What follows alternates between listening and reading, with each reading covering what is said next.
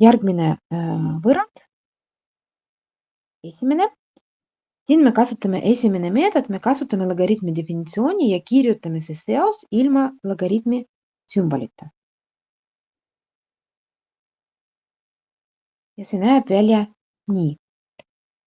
Ja vasakul pool on vaja avada sulud.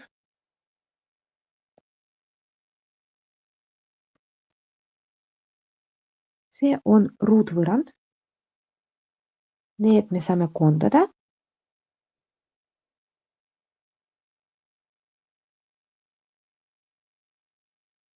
Ja saame, et x ruudus võrdub 1.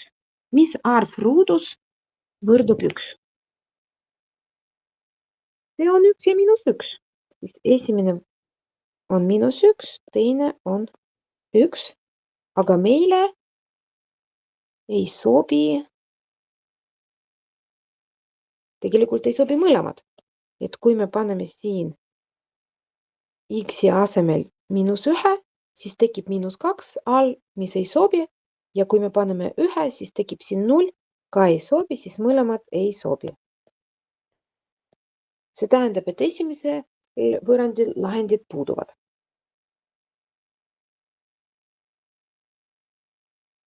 Teine.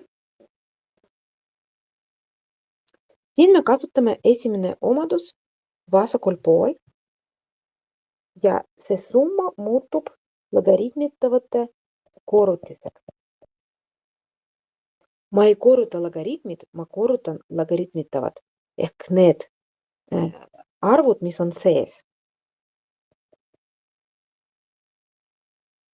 Nüüd meetod teine, ühel pool logaritm, teisel pool logaritm enam ei kirjuta. Siis jääb nii. Ja see on juba täielik ruutvõrrand.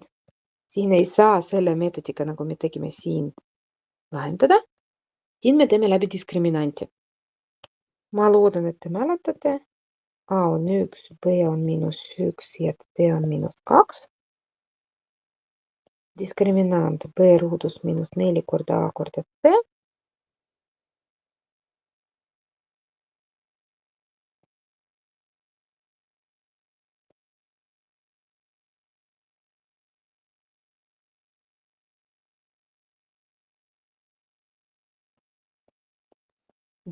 Diskriminant D on 9, x1, B, ma kirjutan valemi ka igaks juhuks.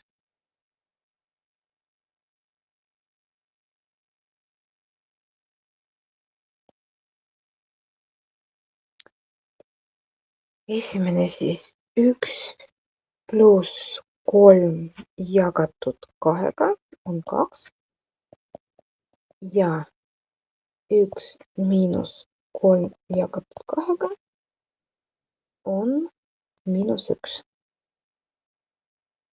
No kuna x on logaritmitav, siis -1 ei sobi, kuna ta on negatiivne. Aga 2 sobib.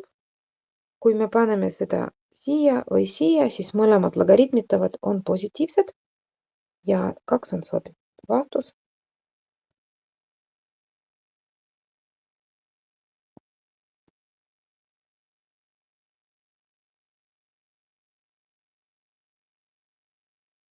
Järgmine.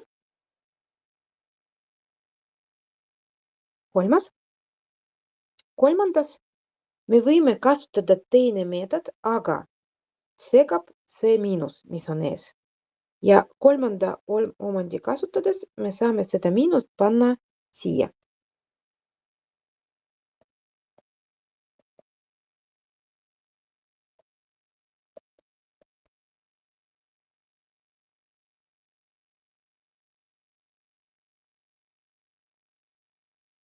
See tähendab, et x võrdub 0,6 astmel -1. Te võite tegelikult seda kalkulaatoriga arvutada. Kui ilma kalkulaatorita arvutada, siis 0,6 esitades saab harilikku murukujul, pöörata ümber. Ja see on siis 1 ja 2/3. Aga te saate kalkulaatoriga ka 4. Kasutame teine omadus vasakul ja jagame logaritmitavad.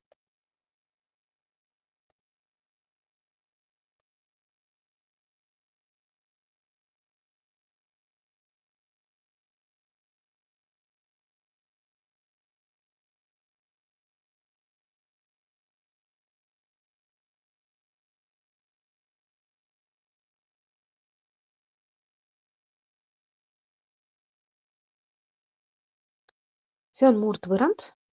Ristkorrutisega teeme seda edasi.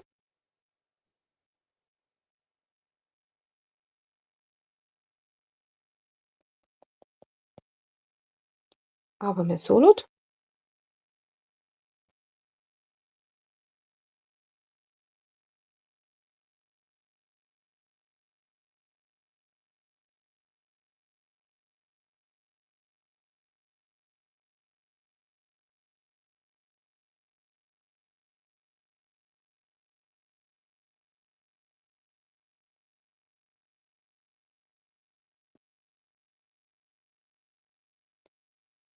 See on lineaarvõrrand.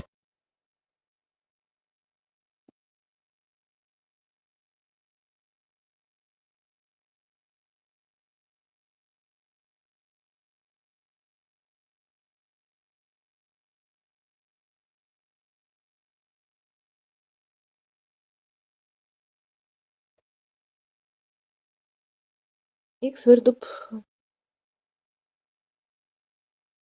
10. X võrdub 10 ja see vastus meile sobib. Kuna kui me paneme 10 siia,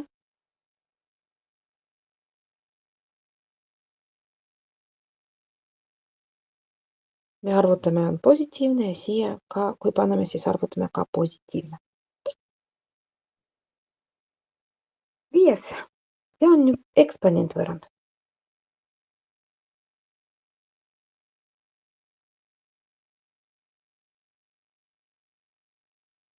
Siin me teeme sama alus vasakul, sama alus paremal.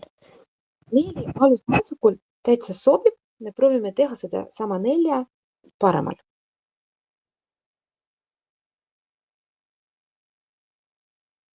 Ja 1 16 on 4 astmel -2, kuna 16 see on 4 astmel 2 ja ümber pööratud veel, siis tekib see miinus. X plus 1 võrdub -2.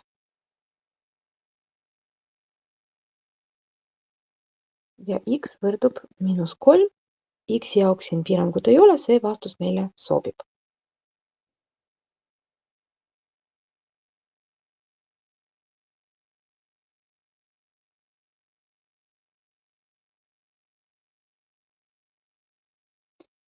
No siin on E-arv aluseks. See ei ole nii hirmus arv, sellega võimalik tööd teha. Et see alus on juba sama ühel pool ja teisel pool ehk me kirjutame, et 0,8 võrdub -1,6 korda X. Ja X võrdub 0,8, me jagame -1,6-ga.